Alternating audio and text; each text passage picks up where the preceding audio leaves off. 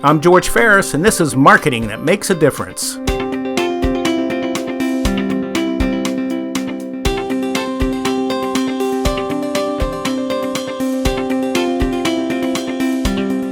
Hi, welcome again to Marketing That Makes a Difference. In this edition, we have Heidi Daniel with us, who is the Executive Director of the Public Libraries of Youngstown and Mahoning County, and the library is a long-term client, and Heidi has been with us for a while. But I wanted to ask Heidi if she could explain a little bit about the libraries, some of the library's marketing strategy and kind of what's behind the strategy. Specifically, I've been impressed by how it seems to me that everything that you offer, that we offer, is driven by what people want or need. And I think, you know, compared to some of the for-profit things I've seen, it's like always, hey, this is what we make, so this is what we're offering, period. You know, so what's your approach to it? It seems to be successful. Right. Well, you know, we've approached it from a couple of different angles. We do a lot of research in advance, and that research can be both qualitative and quantitative. So it happens through conversations with folks, or maybe through surveys that we do. And so we take that approach, and then we look at what people have asked for, what people have wanted, and then a lot of times we reflect it back to them in what we want to focus on for that year. So either through new services that we're offering or new initiatives that we're doing, or we'll say, oh, well, you know, we've heard, for example, a lot of folks saying that they want an economically strong community. So what are ways that we can support that? We have our Business Investment Center, and then we also offer this service called Jobs Now. And then we did a survey on job use, how folks use the library to search for jobs, and found out a lot of people didn't even know that we offered any of the services that we are offering. So we thought, well, we really need to market this better, and so that's when we bring it to you to say, you know, we want to focus on our job services or our homework help services this year, or we've just started offering these new card types in response to customer feedback that we've received about, you know, ways that they can use the library, ways that we can remove barriers to access. So that leads to our different types of library cards. Right, exactly. So we sort of come up with, we reflect on the services, and then we say, you know, that's the services that we sort of want to focus our marketing around this year, so that people know that we have it in response to what they've said or we've heard. So it's kind of, it closes the circle. It starts with the client or the customer. Right. This is what they need, this is what they want. Right. And they think they're not getting, or they are not getting. Right, or they're not getting, or they just don't know that. Yeah. So then you focus on providing that information to them, or if you don't have it, creating that service. Because I've seen you even respond to, and even your predecessor, Carlton, with capital campaign issues. Here, this is know, this is what they want, services in a certain area. This is the type of thing they building or whatever they want. So you've actually developed your capital campaign and things like that around it, right? Yeah, absolutely. We're very responsive to the wants and needs of our customer. We try to be, of course, to the extent that we can. Sometimes customers may want something that, for various reasons, we can't offer. That's just, because eventually they have to pay for it. Right, exactly. Eventually everybody has to pay for it. And although the libraries, all of our programs and services are free at the time you're using them, you know, you can think of them as prepaid through your tax dollars.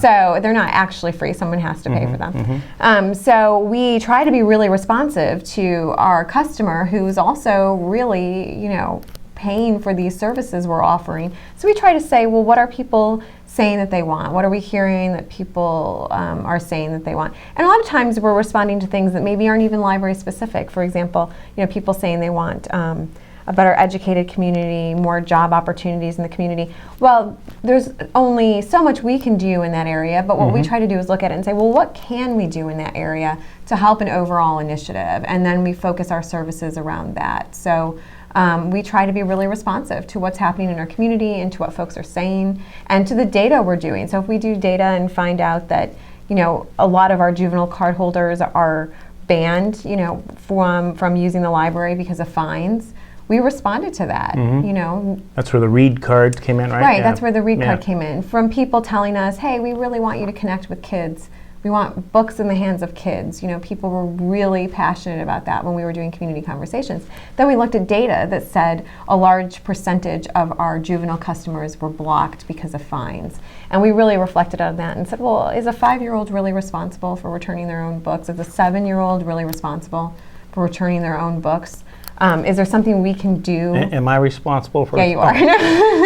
You were responsible. Yeah. But my 7-year-old doesn't drive, so I don't know. Maybe other people's do. I don't know. Maybe mine are slow. And well, I mean, we used to walk to the library. It seemed, Yeah, and that's not really the kind of world we live in any longer, right? You can't just walk down there. So of course we want them to have a sense of responsibility, but we also don't want them to be turned away from the one place that is supposed to be welcoming and receptive to their educational needs. So we made a special card for them that lets them get 2 books and then return those books and get 2 more books. So as long as they return their books, they can keep coming back, and we don't worry about their fines. Well, I see, the pattern I see just from, being fortunate enough to help you produce some of the marketing and the communication that gets us across is that you're doing the research, or sometimes we're doing it with you, and then you're making a change, an actual change. Here's a program I'm bringing on, or here's a program we have that we're going to pull out and communicate. And then what I like is the step that I think a lot of people skip that you don't, and that is you're going back and you're demonstrating results. Here, you said you wanted this. We have it. Here it is. You're demonstrating results, and I think and I think anybody that looks at the levies or anything in this area for the library and see the support you get, that it comes back, and you can tell me how you feel about it. I think it attracts advocates. I think it attracts believers and supporters because they see, oh, she's demonstrating results, or the library's demonstrating results. They said they would. They checked. They said they would do this. They did it.